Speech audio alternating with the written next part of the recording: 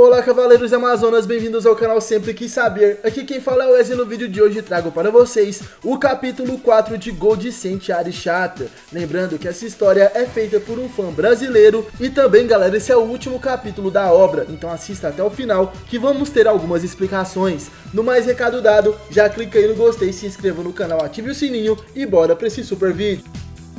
Sempre quis saber! Em um tempo não muito distante, os Cavaleiros de Atena reconstruíram um santuário na Grécia, um local que havia sido pulverizado pela Guerra Santa contra o Imperador do Submundo, Hades. E cerca de 20 anos após a última Guerra Santa, um embate ocorreu entre uma das forças de Ares, o Batalhão do Desastre e o restante do exército de Atena, liderados por Ceia de Sagitário.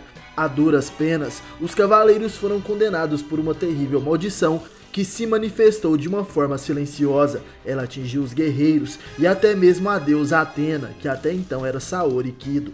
Essa maldição ficou conhecida como Cristais da Morte, nome que foi dado devido à presença de estigmas cristalizados pelo corpo de suas vítimas, levando elas a uma morte lenta e dolorosa.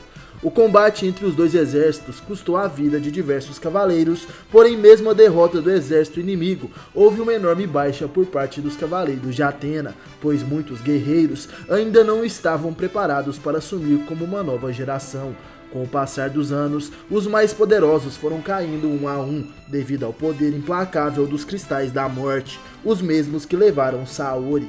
A maioria dos que participaram dos combates não conseguiu resistir, mas entre eles, o último a ficar de pé foi Ikki de Leão. Ele suportou o efeito dos cristais o máximo que pôde. O Cavaleiro de Leão bravamente protegeu e guiou muitos dos cavaleiros nessa nova era, trabalhando juntamente com o grande mestre recém-eleito Shiryu de Libra. Entretanto, a maldição dos cristais não se esquecia de ninguém, então Ikki haveria também de cair no futuro. Uma perda irreparável. Shiryu, o grande mestre, foi então o último entre sua geração, aquele que deveria reger o santuário, liderando os novos cavaleiros em nome de uma nova encarnação da deusa Atena. Meses após a morte dos cavaleiros lendários, como ficaram conhecidos, Ceia e seus irmãos, aparece no santuário uma jovem demonstrando um enorme poder. Muitos, ainda duvidosos, sentiram um cosmo familiar, mas outros não tiveram dúvidas sobre o que estava acontecendo. Ela era Atena. O espírito e a proteção da deusa estavam retornando ao santuário, mas agora como Layla, a nova Atena. Ano de 2020 no santuário de Atena na Grécia. O grande mestre dizia: Jehu de Aquário, o que você tem a me dizer sobre o báculo de Atena? E o cavaleiro de ouro ajoelhado perante o mestre responde: fico honrado por sempre ser consultado por vossa santidade. Acredito que algumas informações que eu tenho podem ser úteis para entender o que aconteceu com o báculo. Talvez o estado atual de Atena seja a resposta de tudo. O grande mestre então perguntava: por acaso essa informação provém de seus sonhos premonitórios? E o Aquário responde que sim, grande mestre. Desde jovem, eu tenho alguns sonhos nos quais consigo antever certos acontecimentos. Durante todo esse tempo eu venho esclarecendo acontecimentos antigos e atuais em minha vida, para o bem ou para o mal. Isso me acompanhou ao longo de toda a minha vida. O mestre então dizia: entendo, isso é como um fardo, mas ao mesmo tempo uma bênção.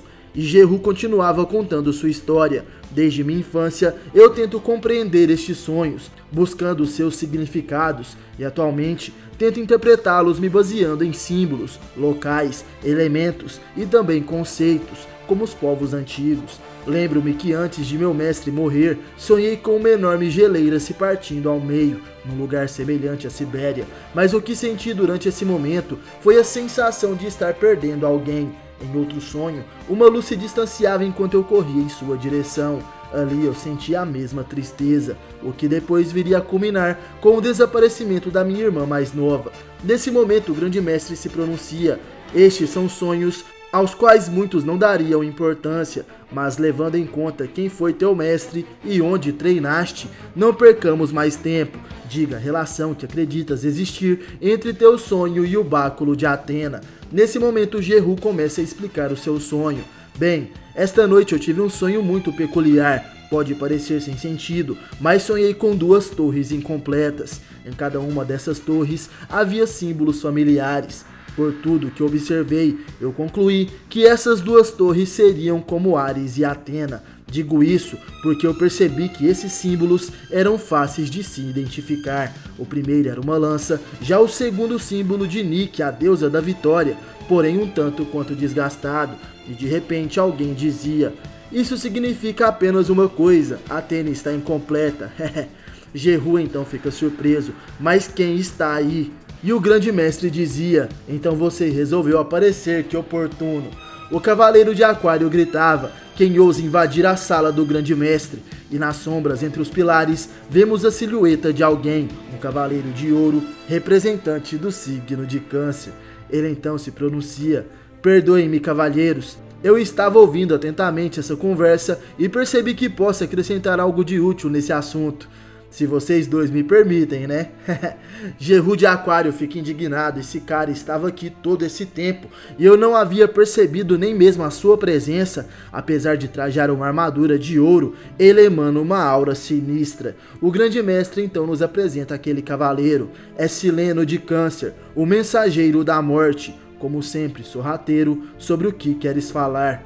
E Jehu nesse momento dizia: "Um momento, grande mestre. Sileno, o que você quer dizer com Athena está incompleta?" E o cavaleiro de Câncer então responde: "Tenha calma, boneco de neve. Eu acredito que o seu sonho tem muito a ver com o que eu vou dizer. Sendo bem direto, eu acredito que nesta Guerra Santa, tanto Ares como Athena estão com problemas bem sérios. Quando você citou 2 torres incompletas, isso me fez pensar sobre desvantagens. Assim como Athena não possui em mãos Nike, Ares também tem um grande problema. Desde os tempos mitológicos, Ares foi gravemente ferido no peito por uma misteriosa arma. Atualmente, essa é a mesma que Athena usa, na ausência de Nike. Aquela menina não é genuinamente o corpo de Athena. Então, seguindo a lógica do seu sonho maluco, o fato do símbolo de Nike estar incompleto pode significar que o espírito de Athena não possuiu completamente aquela garotinha."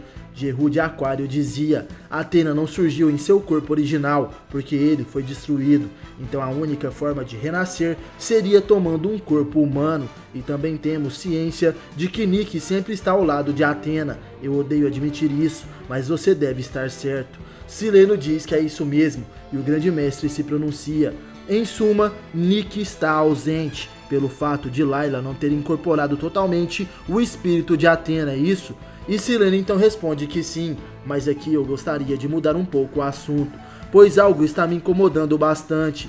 Em meus aposentos, como vocês devem saber, eu sou o único capaz de ir até a fronteira do mundo dos mortos, o Yomotsu Hirasaka. Eu venho percebendo uma movimentação incomum no Yomotsu. Recentemente, uma energia estranha está atravessando a entrada do mundo dos mortos. Essa energia está sendo enviada a partir do mundo dos vivos, e isso é muito estranho. O grande mestre do santuário então dizia: "Estão enviando energia a partir deste mundo para o mundo inferior. Por que fariam isso? O que poderia ser? Quem estaria fazendo isso?" Sileno então fala: "Eu também adoraria saber mais sobre isso, grande mestre. Resumindo, eu não posso atravessar para além do Yomotsu, então você precisa de alguém que possa acessar o mundo inferior. Eu estou com a leve suspeita de que Ares esteja por lá." Nesse momento, Jehu de Aquário se pronuncia: "Estando gravemente ferido, seria lógico estar escondido em um lugar assim. Se tudo for como você diz, Sileno, seria uma enorme vantagem atacar Ares antes de sua total recuperação. Grande mestre, eu sei de alguém capacitado para isso. Entre os vivos, ele é o único capaz de acessar o mundo dos mortos. Estou falando do Cavaleiro de Virgem." O grande mestre Shiryu então responde: "Entendo. Se o que dizem é verdade, não podemos desperdiçar tal oportunidade. A vantagem seria preciosa." "Muito bem, isso é um assunto de extrema urgência. Sei que você deve estar escutando isso, Rieiro." E assim o misterioso Cavaleiro de Ouro Rieiro responde: "Atentamente, meu grande mestre. Sendo assim, Shiryu te passa a ordem. Esta será a sua missão. Descubra o que está acontecendo no mundo inferior imediatamente." Aquele é Rieiro de Virgem que dizia: "Se esta é a vossa ordem, grande mestre, este servo do Altíssimo irá atender o vosso pedido." Pois bem, galera, infelizmente esse é o último capítulo lançado de Gold Sun Ares Chapter. Depois disso, o autor parou com a obra, e isso já faz alguns anos. Porém, eu entrei em contato com ele essa semana e vamos ter a oportunidade de mandar algumas perguntas sobre a obra e ele explicará o porquê de não ter continuado essa saga. Então, quem quiser fazer uma pergunta diferente sobre algo relacionado a essa obra, deixe aí nos comentários que eu vou selecionar as melhores para enviar para ele. Bom pessoal, esse foi o capítulo final de Gold Sun Ari Chapter, espero que vocês tenham gostado, deixem aí suas perguntas para me mandar lá pro Danilo Santana. No mais, obrigado por assistir o vídeo até o final, valeu, falou, tamo junto e até a próxima. Você já sentiu o cosmo?